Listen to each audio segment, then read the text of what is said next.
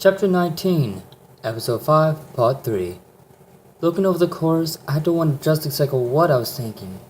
Huge leaps, metallic structures, a mini trampoline or two, even a huge rope climb at the end.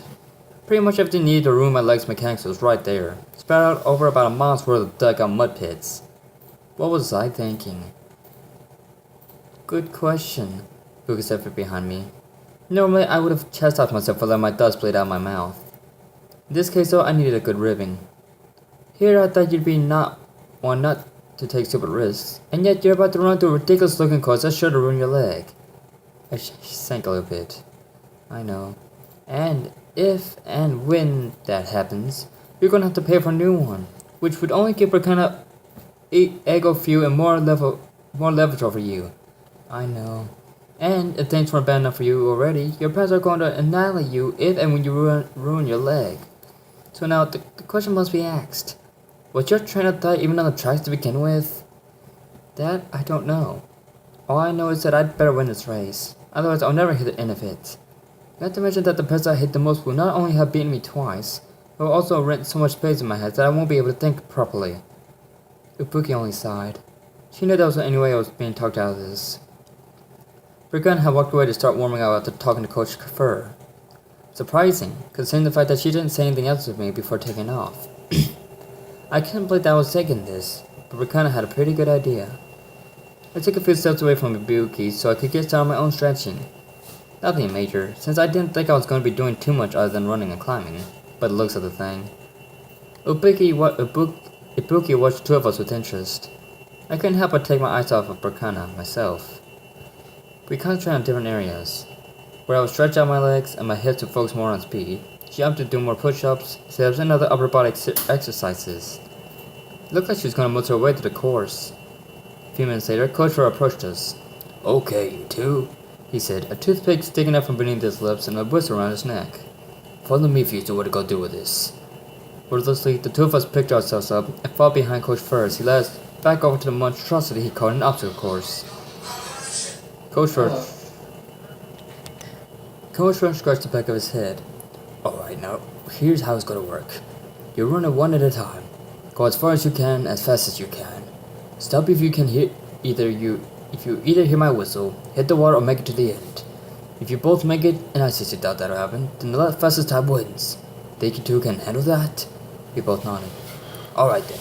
First one, in the box." He pointed to a small green box at the start of the course. Brikanna looked at me with that really frickin' irritating sneer. I guess she wanted me to go first.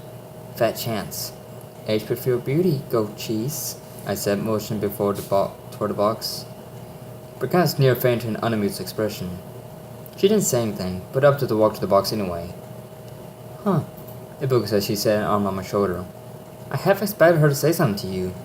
"Me too." Weird.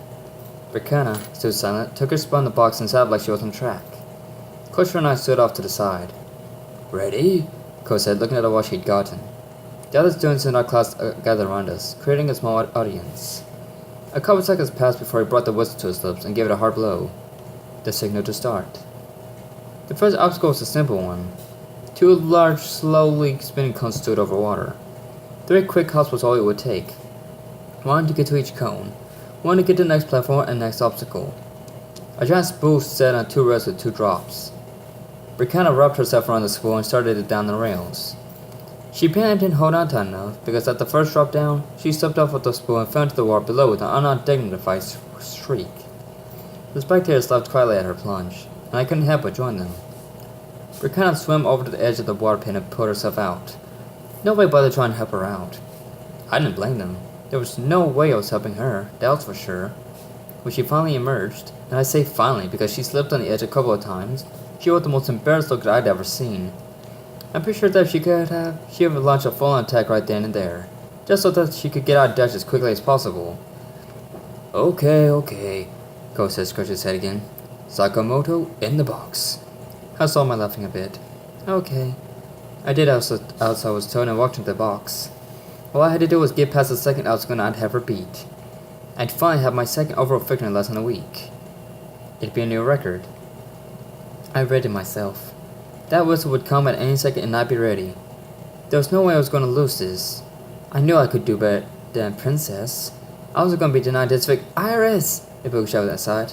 I snapped to look at her. Go! Oops, I took out toward the first obstacle. Leaping toward the first cone, I noticed how much harder it was to run this course than it was to watch. For instance, the jump was a lot further than I thought. I barely made it onto the cone. Once I got a good grip on it, I waited for it to spin around and let me get to the other cone. A short leap got me across easily. Better than the first jump. One last one to get to the platform, and I was on my way to the thing that Bracana failed on. Just like Bracana. I rubbed myself against a reset spool and kicked off the platform. The spool started spinning down the tracks, and I found myself losing my grip slightly with each turn. The first jump on the tracks came faster than I was ready for, and I slipped a bit. More spinning and another drop almost made me lose my grip completely, but I managed to hang on until the whole thing came to a stop. I hesitated for a moment, wondering whether or not it was a good idea to let go. I decided it probably wasn't a good idea, but I did it anyway. One of the rare times when being wrong is a good thing. I landed on a thick pad. Rolling over, I got up and started toward the next obstacle. Unsurprisingly, a small wave of dizziness washed over me. Now then, the only question left was whether or not I needed to keep going. I'd already beaten the bread as far as I was concerned. Why waste energy when I've already proven that I'm better at her at something? Hey, Coach Fresh off inside. Even if you think about giving up, I'm gonna run you around the entire city. Well, that's good enough for me. Now when I run around all of Giga City, all 600 square miles, I shook out the distance and continued on. Next up was a large gray pan in the middle of a pole. What am I supposed to do here? Not really thinking about it, I performed the most boneheaded move I could have come up with and just leaped right into the middle of the pad. My body slammed dead center into the obstacle, with my head pinging off the pole, and bounced out helplessly into the water. I'm considering changing my name to Grace. Maybe it'll have some kind of positive effect. The backflip into the water hurt, sure. Slamming right into a metal pole through a thin pad hurt, yeah, but my pride took the hardest hit of them all. The freezing mud puddle below the course wasn't enough to cool the intense wave of embarrassment that burned its way across my cheeks as I swam over to the side. Several students were laughing. I also wondered if I'd hurt myself badly on that way down. Ibuki just had her hand up to her head, fingers carefully splayed across her face so that she wouldn't smudge her glasses. Bracana didn't look at all of that pleased, but that was because she was as strange as I was, and she'd lost to me. I trudged over to Ibuki, whose head was now practically hanging onto her neck by a thread. Her finger was still glued to her head. Well, I said, that could have gone a little more smoothly. Ibuki shook her head. No kidding. What would you think about Denki jumping right in the middle of that thing? Anyone with any rational thought process would have jumped onto one side. I slopped a soggy hand behind my head and scratched at the wet hair nervously. Well, you've never really accused me of having a rational thought process. That's true, she would have continued, but Coach Fur approached the two of us. Well, a deal's a deal, he said, scratching his jaw. You and one other's lucky set get gone. Take your pick. I turned toward Ibuki. She waved. He nodded. We started walking away. I wanted to spend a few seconds, and all without words. Hey, when you're this good, you don't need to say anything. Even if you are a little soaked to the bone, and slightly embarrassed. Shut up. As we walked away, Ibuki yanked at my damp sleeve. Hey, she hissed, don't forget that we're going shopping today. Sure. You chose that particular moment to shoot me an intense glare, and you're buying more than stupid flip-flops. I put my hands up defensively. Alright, I'll get a pair of socks. Her eyes narrowed, demonstrating the fact that she was neither joking nor amused. I shrank back slightly on her gaze. Okay. Like the light switch that she is, Ibuki's budged up to a friendly smile. Good. See you in a couple hours. I barely had time to wait before she ran out the front gate and away to her house. Going home in complete gym clothes is pretty difficult. Walking feels like a slush fest. The clothes are practically a second skin. Much more entertaining than raisioning skin. Even worse is the fact that I had to try and explain how I got wet all over in the first place. All she could do was stare at me blankly while a fresh cup of steaming coffee sat in her hand. She wasn't too thrilled about my state of affairs. Hey, at least I took off my shoes. I was about to get the carpet wet too. After a nice hot shower to warm up my otherwise frozen form, I had a bit of a hard time figuring out what I was going to wear. My wardrobe isn't limited per se, but I often find myself pondering over the various combinations of tops and bottoms I could put together. Lots of t-shirts and tons of jeans. I eventually settled on a light blue t-shirt with a flower print, blue jeans and the blue flip-flops I bought the day before. My regular shoes were too wet for me to wear anymore, so I figured why not? It would also serve as an irritant to Buki's nerves. I made my way downstairs to see Mom on the phone. She had yet another cup of coffee with her, making me wonder why our walls weren't padded just yet. I'm off to meet with the Buki, I told her. She ignored me and continued their conversation. Mom? She continued to ignore me. Mom? I sip and more conversing. I decided to see if she knows me if I said something crazy sounding. I'm gonna go figure out where the 5 copyacts and join them in a quest to take over the world. Mom frustrated pulled her phone away from her ear. Iris, I'm in the middle of an important meeting. It'd be nice if I could get a little peace here. I'm going out. Mom waved her hand dismissively. Okay, bye. With that, I started towards the arcade. I don't know why, but the attack from the day before didn't deter the owners. The gag-off stores were open again, but the damage area had been cordoned off to civilians. Police guards watched over the area to make sure nobody tried anything stupid. I kinda strolled around through the mall crowd a little bit. It didn't hit me that Buki had called yet when I arrived, so I thought I might have some time to burn. That was until, of course, a phantom hand set itself on my shoulder. I jumped slightly and spun around, fist ready to break a jaw.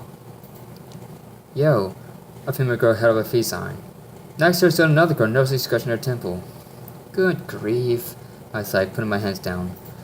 Don't do that to me, Ibuki shrugged. Hey, you're the one with the ninja for a friend. You think you'd be a little more aware of things. Yeah, whatever. I looked at the girl next to Ibuki. Hello. Ibuki looked over to her too.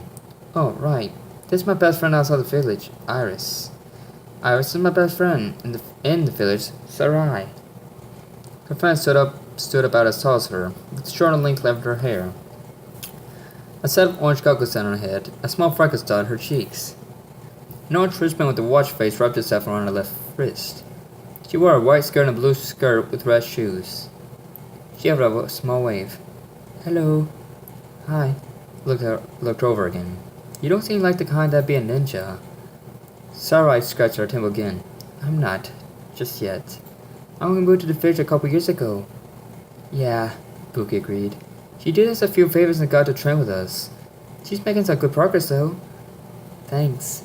I smiled. It was only a couple minutes, but I could tell that they were close friends. Closer than Ibuki and I were. And we were close, let me tell you. Okay then, Ibuki said. Enough with the personal assessments. We came in to shop, so darn it we're gonna shop. Sarah and I raised eyebrows. We connected right away. Neither of us were sure we could predict this goofball we call a friend. The three of us started walking down the undamaged halls, browsing through the various stores. Nothing really caught any of our eyes, so we spent most of that time chatting with one another. Most of the talk was about random things. Boys, TV, the usual stuff. We kept going to something in the store window inspired me to stop. Something of utter beauty. Ibuki and Sarah kept walking for a couple more steps before realizing that I stopped. They both walked back up to me. Hey, what's up? Ibuki asked me. Sarah nodded. Yeah, he just kind of froze up. I, like an idiot, slowly pointed toward what had my interest. That. In the window sat the most beautiful item I'd ever seen. A lucky mannequin sported a deep blue kimono with flowers of various colors decorating the length of it. A light pink sash and thin red tie wrapped themselves around the waist. A pair of black polished wooden sandals sat underneath, completing the look. Oh, wow, Ibuki says as intelligently as I looked. That's cute, Sarai agreed. I picked up my jaw and started toward the shop's entrance. I've got to try that on. A few minutes later, I stepped out of the shop's dressing room adorned with the kimono in question. Ibuki and Sarai sat on a couple of chairs, waiting for me to finish and model myself in it. I'd have finished putting it on sooner, but there was a lot more folding and tying involved in the process than I thought. It was also a bit more restrictive in terms of movement than I thought, but the way it looked on me, I figured the time and effort were worth it. Wow, that actually looks good on you. You look great, Iris. Apparently, Ibuki and Sarai agreed. I smiled. Oh yeah, it looked good. I looked good. It was a great day to look good. After changing back into my original outfit, we moved around the mall a little bit more before I was dragged into another store. This time, it was Ibuki that was drawn to a display in the shop window. Sarah and I sat in chairs near the store's dressing room as well. I looked around a bit. Various dresses hung off the racks. The designs covered tastes and styles of all kinds. Really, anybody who could wear a dress would be able to find one in there. So, Sarai said, drawing me from my observations, how did you meet Ibuki? Hmm? Oh, I kinda ran into her a few years ago. Sarai lifted an eyebrow. Ran into her? I waved a hand. Yeah, it was a bit of an accident. I had just gotten out of my karate class and I was pretty excited. I just got my blue belt, you see? So I nodded, listening. I ran out the dojo rather maniacally. I wasn't looking where I was going and, in my excitement, barreled right into her back. Ooh, Sarai said with a cringe. Sounds like it hurt. Nah, we were both fine, but she wasn't too happy. A smile grew on my face as I recalled our meeting. She turned around and gave me the angriest look I think I've ever seen from her. I remember what she said perfectly. You're lucky that I don't take that stupid bell and shove it down your throat for being so careless. A voice sounded behind us. We both turned and found Ibuki in a large black dress with white lace accents. A small black veil hung over her face, making it seem like she was elegantly dressed for a funeral or something. You didn't have much choice but to listen to that. I did, kind of screaming in your ear. I giggled a bit. Yeah, then you followed me for 3 days until I apologized. Sarai giggled herself. You two met because of an accident? No, because of her carelessness. Yeah, sure. Blaming me because you started sending excited girls away. No, I'm blaming you because an excited girl doesn't know how to take a step out to try to save her life. Two hands met the backs of two heads. Ibuka and I rubbed sword spots while glaring slightly at Sarai. She stood with a confident smirk on both of her hands in the air. Now, she said. Am I going to need to separate you children? Shut up, Sarai, Ibuka said before making her way toward the door. Hey, I shouted at her. You've got to pay for that. I already did. You'd know that if you were paying attention. Great. She beats me every time we fight, and she must make me look stupid. Great friend. I started making my way out the store behind her when something else caught my eye. I pulled the dress in question off of the rack and raised an eyebrow. Why I was interested in this was beyond me. The dress had 2 yellow lines on it, dividing it lengthwise and across the chest, effectively dividing it into 4 sections. The top sections were in red, but the bottom part was in blue. The skirt was mainly blue as well, with red sections circling the length of it. I sat at it for a few moments. It didn't seem like something I'd wear, but at the same time I was strangely drawn to it, like it was supposed to be a part of me. I rushed it over to the cashier to pay for it while Sarai followed Ibuki out the shop. I'm not sure why, but that dress felt like it was supposed to be mine from the beginning. I don't know. A couple dozen cents later, I ran out to my friends. The two didn't get too far despite the amount of time they could have taken to get a head start.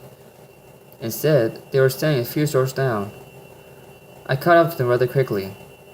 Hey, I said, a little out of breath. Thanks for leaving me behind. Iris, Ibuki said quietly. Do you see that? She pointed to a guy standing a good distance off. He didn't look like any silhouette I'd ever seen. He had a human-up body, I assumed.